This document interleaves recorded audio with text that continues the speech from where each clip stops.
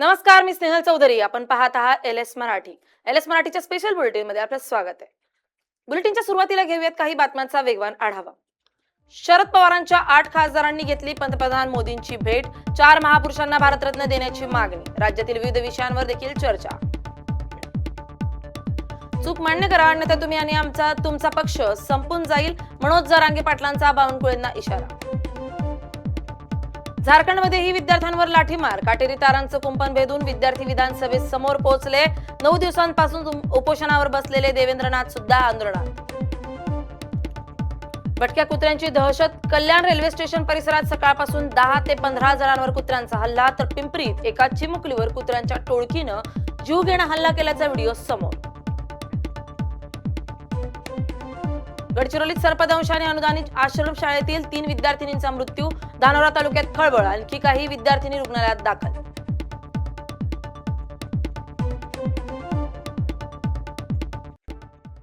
या होत्या काही वेगवान हेडलाईन्स. आता बोलूयात सविस्तर बातम्यांकडे.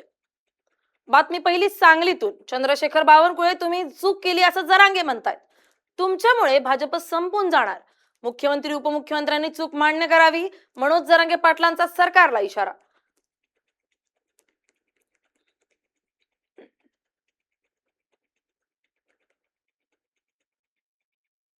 कारवाईचा दस्तऐवज प्रस्ताव पाठवायचा सांगितलंय.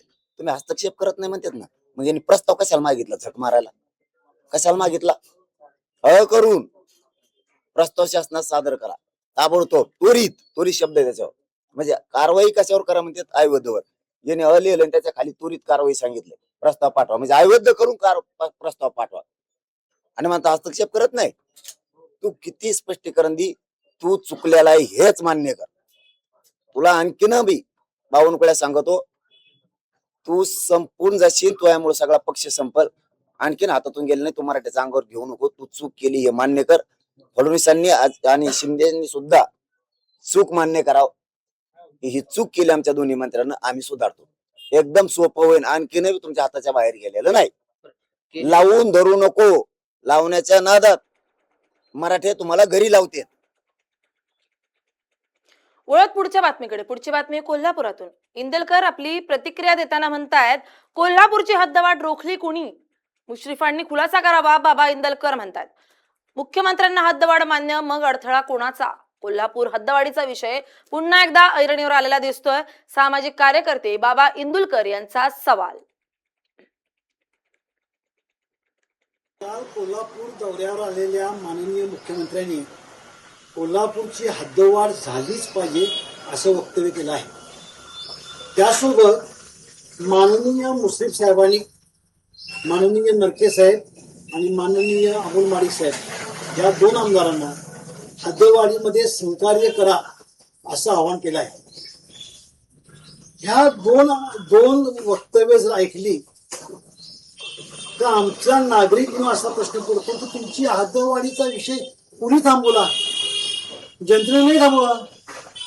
म्हणजे आम्ही म्हणतो ना की 1972 पासून कोल्हापूर शहराची हद्दवाढ ही त्या काळातल्या राज्यकर्ते आणि शासनाने ठरवली आणि आजही तीच परिस्थिती आहे.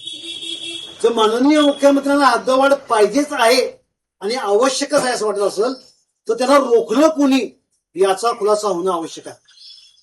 तो खुलासा माननीय मुश्रीफ साहेबांनी केला.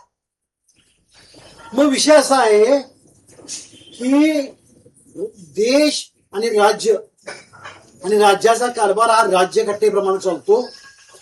राज्यघटनेमध्ये मार्गदर्शक तत्व नावाचे तत्व आहे. ती तत्व म्हणजे जनतेच्या आशा आकांक्षा या अनुसरून आणि याचा अभ्यास करून राज्य चालवायचं आहे. पण राज्यघटनेची तुम्ही शपथ घेतली असेल आणि आमच्या आशा आकांक्षा तुम्हाला पूर्ण करायच्या असतील तर 72 सालापासून आमची जी आशा आकांक्षा आहे कोल्हापूर शहराची हद्दवाढ झाली पाहिजे. तुम्ही तेव्हा. वळत पुढच्या महत्वाच्या बातमीकडे. धीरज परदेशी हत्या प्रकरणात मोठी अपडेट समोर आली आहे. पोलिसांची प्रतिक्रिया तिथे आली आहे. हत्या प्रकरणातील आरोपींना पोलिसांनी अटक केली आहे. आंदोलकांनी कायदा हातात न घेता शांतता राखावी. नागरिकांनी अफवांवर विश्वास ठेवू नये. पोलिसांनी आवाहन केलंय. अहिल्यानगर जिल्ह्यातील धीरज परदेशी हत्या प्रकरणातील आरोपींना पोलिसांनी अटक केली असून पुढील तपास सुरू आहे. या पार्श्वभूमीवर आंदोलकांनी कायदा हातात न घेता शांतता राखावी असं आवाहन अहिल्यानगरचे पोलीस अधीक्षक मुमक्का सुदर्शन यांनी केलंय. नागरिकांनी अफवांवर विश्वास ठेवू नये आणि पोलिसांना सहकार्य करावं असंही त्यांनी सांगितलंय. कायदा हातात घेणाऱ्यांवर कडक कारवाईचा इशाराही पोलिसांनी दिलाय. अहिल्यानगर सिटीमध्ये शुक्रवारी एक घटना घडला होता. त्यामध्ये धीरज परदेशी काल 2 वाजे सुमारास ते मयत झालेला आहे. त्या अनुषंगाने आम्ही दखल घेतलेला आहे आणि 24 तासाच्या पूर्वी आम्ही मुख्य आरोपीला सर्वांना आम्ही ताब्यात घेतलेला आहे आणि काल आम्ही अटक पण केलेला आहे. तदनंतर जे फॅमिलीच्या रिक्वेस्ट अनुसार त्यांच्या पोस्टमॉर्टम आम्ही छत्रपती संभाजीनगरला आम्ही पाठवलेला आहे काल आणि आता त्यांच्या पोस्टमॉर्टम पण सुरू झालेले आहे आणि पूर्ण सिटीमध्ये आम्ही मोठा बंदोबस्त लावलेला आहे आणि जनताला हे मीडिया माध्यमातून मी सर्वांना मी आवाहन करतो, कोणीही कायदा हाताला घेऊ नये, कोणी कोणत्याही प्रेशर मध्ये तुम्ही जबरदस्त शॉप बंद करू नये.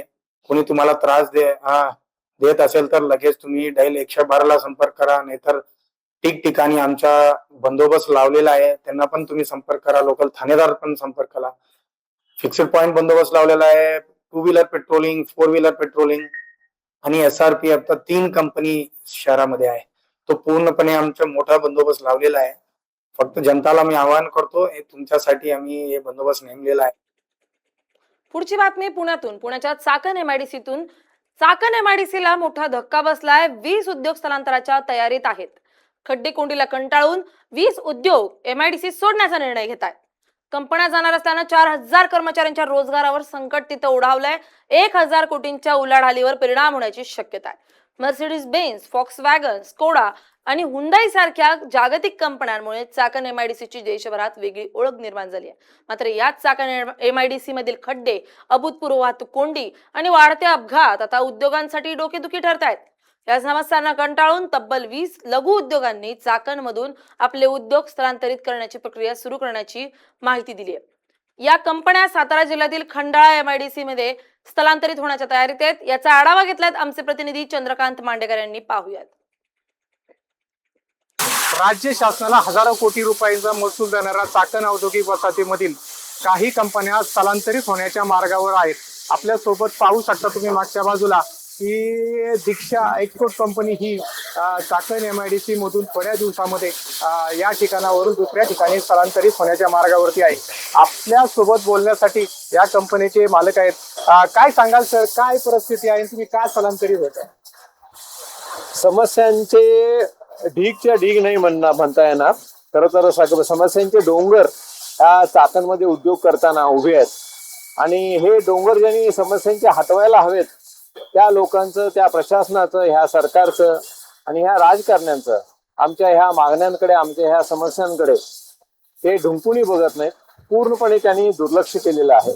रस्त्याच्या समस्या आहेत त्या कमी की काय म्हणून आता ह्या पावसाळ्यामध्ये पडलेले प्रचंड खड्डे ही दुसरी समस्या आहे. कचऱ्याचे ढीग, पॉवर सप्लाय नीटचा न होणं, वॉटर सप्लाय नीटचा न होणं, ह्या काही त्यातल्या प्रमुख समस्या आहेत. पण ह्याच्या पलीकडे सुद्धा बऱ्याचशा समस्या आहेत की ज्या आमच्या हातात नाही आहेत.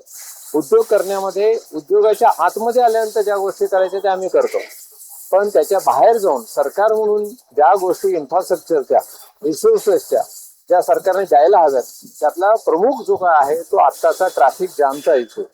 आणि खरोखर आम्हाला भीती वाटते की उद्या म्हणजे न घडो, पण सांगता येत नाही, वेळ सांगता येत नाही. एखादा जर का दुर्दैवाने अपघात कोणाला कुठे झाला तर त्यांना वेळेमध्ये वैद्यकीय मदत मिळेल म्हणजे मिळणारच नाही ह्याबद्दल आम्हाला खरं तर खात्रीच आहे. इतकी विदारक परिस्थिती रस्त्यांची, ट्रॅफिक जॅमची आहे. त्याला शॉर्ट टर्म मध्ये काय करता येईल ह्याबद्दल आम्ही वेगवेगळ्या म्हणजे PMRDA बरोबर असेल, डिव्हिजनल कमिशनर बरोबर असेल, पत्रव्यवहार केलेले आहेत, त्यांच्याबरोबर बैठका घेतलेल्या आहेत. कॉर्पोरेटला सोबत घेऊन वॉर्डन्स तुम्ही अधिक नेमून तुम्ही खरं तर मॅनिंग केलं पाहिजे. टी जंक्शन असतील, चौक असतील आणि त्या ठिकाणी असणारे जे शोल्डर्स म्हणतो रस्त्याच्या बाजूचे ते सुद्धा योग्य रीतीने वापरले पाहिजेत. चालणाऱ्या पादचाऱ्यांना सुरक्षित वाटेल अशा पद्धतीने तुम्ही त्यांची व्यवस्था केली पाहिजे. पण दुर्दैवाने हे घडत नाही. नक्कीच उद्योजकांच्या भावना चाकण MIDC मधून इतर ठिकाणी स्थलांतरित होण्याच्या अगदी पक्क्या झालेल्या आहेत. या स्थलांतर कंपन्यांमुळे मोठ्या प्रमाणामध्ये राज्य शासनाचा तब्बल 1000 कोटी रुपयांचा निधी या ठिकाणी ठप्प होणार आहे. केंद्र सरकारने किंवा राज्य सरकारने याची तातडीने दखल घेऊन यावरती कारवाई करण्याची गरज निर्माण झालेली आहे. LS मराठीसाठी चंद्रकांत मांडेकर, चाकण, पुणे. पुढची बातमी बीड जिल्ह्यातून. बीड जिल्ह्यात सोयाबीन उत्पादक शेतकरी अडचणीत आलेले दिसत आहेत. पाऊस नसल्यानं पिकांवर रोगांचा प्रादुर्भाव तिथे होताना दिसतोय. उत्पादकतेला मोठा फटका बसण्याची शक्यता तिथे निर्माण झाली आहे. 3,88,183 हेक्टरात सोयाबीनचा पेरणा. बीड जिल्ह्यात सोयाबीन उत्पादक शेतकरी अडचणीत सापडलेत. 2 आठवड्यांपासून पावसानं ओढ दिल्यानं अगोदरच पीक संकटात आली आहेत. पाऊस नसल्यानं खरीप पिकांवर कीड रोगांचा प्रादुर्भाव वाढलाय. याच पिकांच्या उत्पादकतेला मोठा फटका बसण्याची शक्यता आहे. बीड जिल्ह्यातील 3,88,183 हेक्टरात सोयाबीनचा पेरा झालाय. याचा आढावा घेतलाय आमचे प्रतिनिधी दीपक जाधव यांनी. पाहूयात. बीड जिल्ह्यामध्ये पाऊस कमी पडल्यामुळे आता जी पिके आहेत, सोयाबीन असेल किंवा इतर जी मूग असेल, या पिकावरती आता जो किडीचा प्रादुर्भाव पाहायला मिळतो या ठिकाणी. आणि जी पानं आहेत ही किड्यांनी आता कुरतडलेली आहेत, ज्यावरती रोग पडलेला आहे. पण या ठिकाणी हे पीक अत्यंत जोमामध्ये आहे, पण पाऊस कमी असल्यामुळे यावरती आता पिकाला फटका बसण्याची ही शक्यता आहे, कारण की याचं उत्पादन देखील यामध्ये घटणार आहे.